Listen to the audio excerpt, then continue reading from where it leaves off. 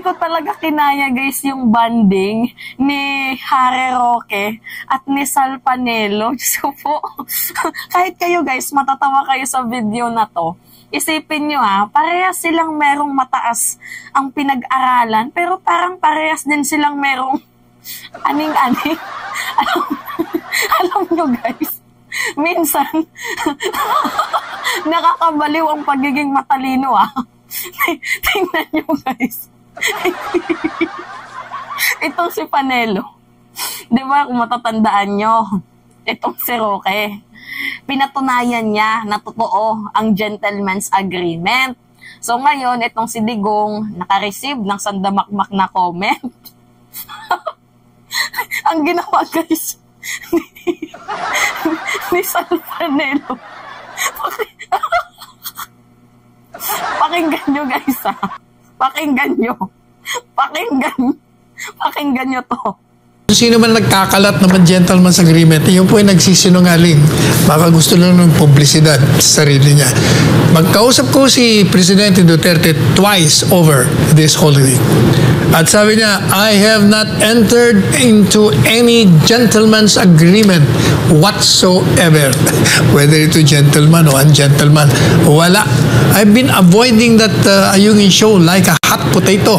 Kasi alam ko napaka mainit yung topic na yan. Kaya wala akong pinagkakasunduan kahit kanino.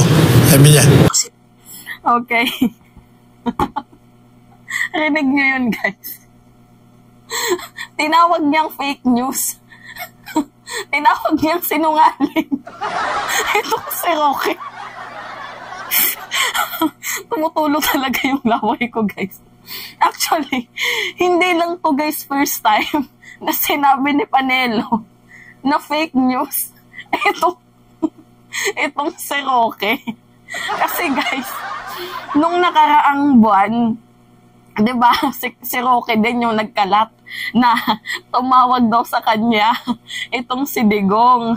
Sabi ni Digong na baka anytime daw posibleng arestuhin siya. So, imbes na yung mga ganitong bagay ay syempre pina-private to kasi private to na usapan. Ang naging mukha kasi ni Digong, napahiya siya sa sambayan ng Pilipino kasi 'di ba yung mukha ni Duterte matapang puno, hindi natatakot. Tapos nung tumawag siya kay Roque, parang nangangatog ang kanyang mga binti na parang anytime huhulihin na daw siya. So ukol naman ito sa usaping ICC. Alam mo kung ano yung ginawa ni Panelo? Tinawag niya ding fake news. Itong si Harry Roque. Alam, pakinggan nyo din to guys Last month to.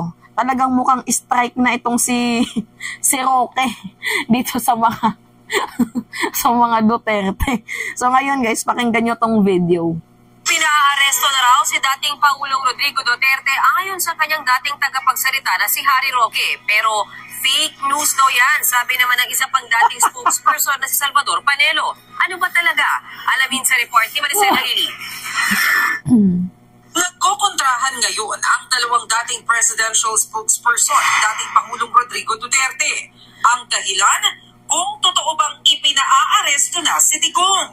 Sabi kahapon ni Attorney Harry Roque, hindi ako nakatulog kasi tinawagan ako ni Tatay Digong at ang sabi niya, nakakuha siya ng impormasyon na anytime daw baka siya arestuhin. Inabla naman niya ni Attorney Salvador Panelo.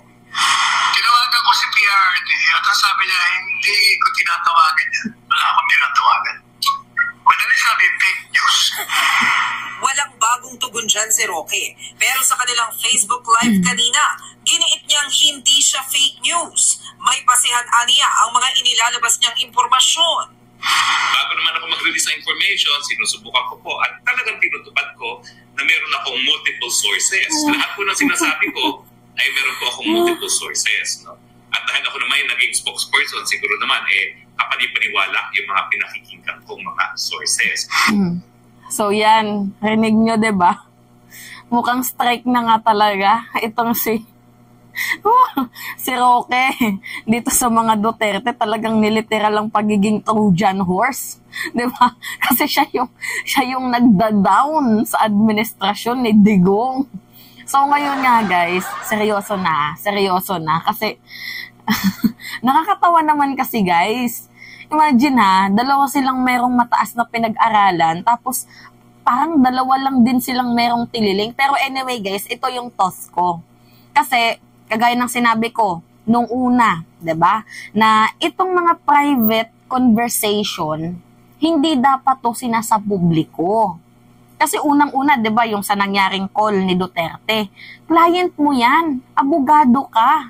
Nasa danger ang buhay ng matanda kung totoo man na tumawag sa iyo. Yung mga ganyang conversation, private 'yan. Lalo pati yung muka ni Duterte sa mamamayang Pilipino is matapang kuno. So, ano yung nangyari? Nagmukha siyang, di ba, parang langgam na nagtago sa kanyang lungga. Kasi imagine, matapang puno siya, pero natatakot sa ICC. Di ba? So, ang ginawa ni Panelo, nilinis niya ang kalat ni Roque. Or di kaya, baka naman they are testing the waters, tinitingnan nila kung gaano pa din kadami ang supporters ni Digong.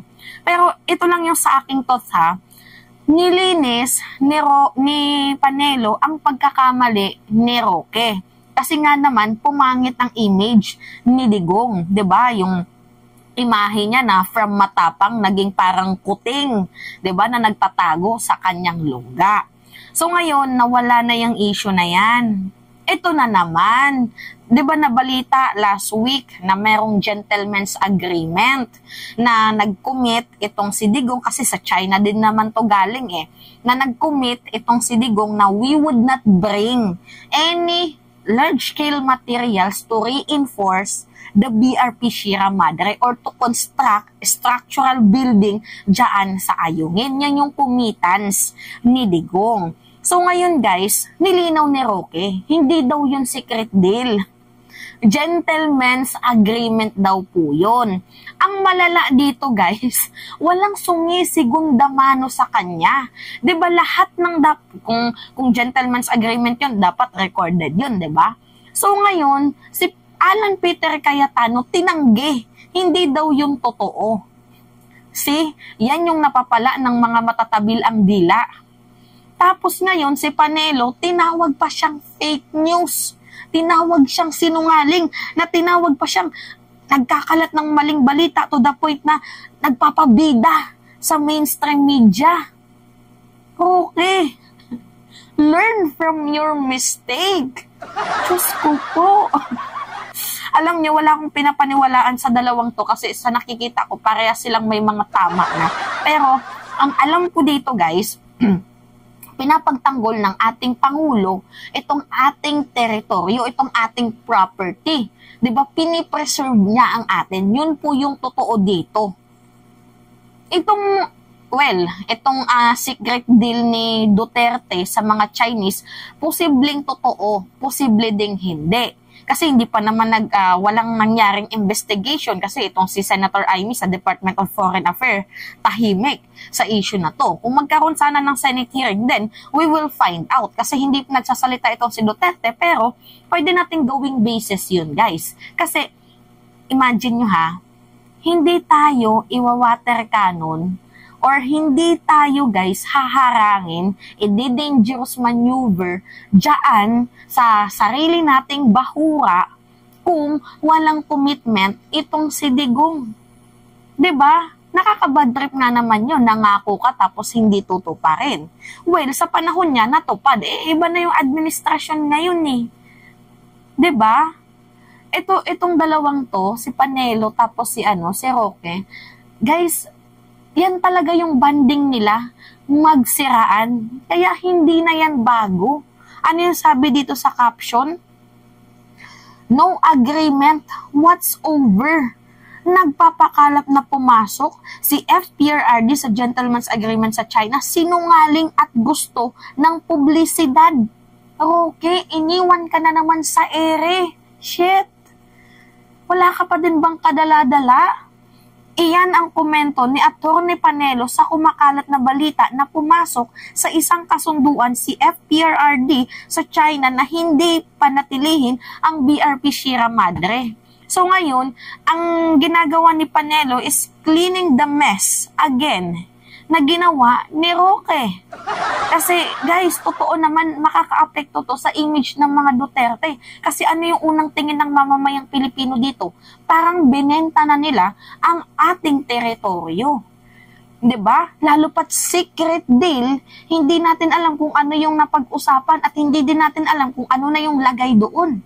Habang yung teritoryo nating mamamayang Pilipino ang nakasalalay dito. 'Di ba? Nagigets nyo ako, guys? Kaya nga, itong dalawang to, hindi na to dapat paniwalaan kasi parehas yung may ganyan-ganyan sa pag-iisip.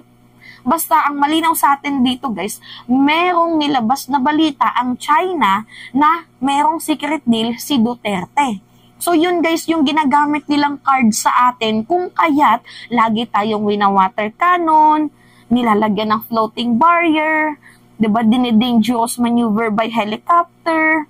Kasi yan yung hugot nila na merong napagkasunduan si Digong at yung China na we would not bring any large-scale materials to reinforce the BRP Sierra Madre or to build or to construct structural building dyan sa ating bahura. Yan yung malinaw dito.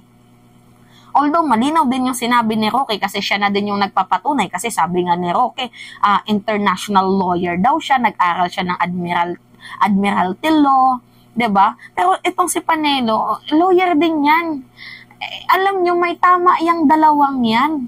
Si Roque, alam nyo, natatawa ako kay Roque, masyado kasi matabil yung dila mo. Kaya tingnan mo, sarili mong mga kakampi. Hindi ka pinapaniwalaan. Alam niyo yung nagiging tingin ko dito kay Harry Roque? Whistleblower. Alam niyo yun, guys, taga-ispluk.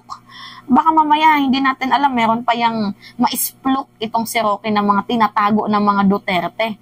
Tapos itong si Panelo, todo linis na naman sa ginawang kalat ni Roque, as usual. Pero yun, guys, yung nagiging tingin natin, na itong si Roque ay parang, 'di ba? Ay masyado kasing nimusang marites din yung mga hindi dapat sinasabi, nasasabi niya. 'Di ba? Ay kaya nga natatawa ko dito kay Roque sa sobrang mabunganga niya, deserve niya din tong ginagawa ng mga kasamahan niya na iniiwan siya sa ere. 'Di ba? So anyway, guys, yun lamang ho at it's me again, si Mima Alicia nyo. At nagbabalik ulit para sa ating panibagong video.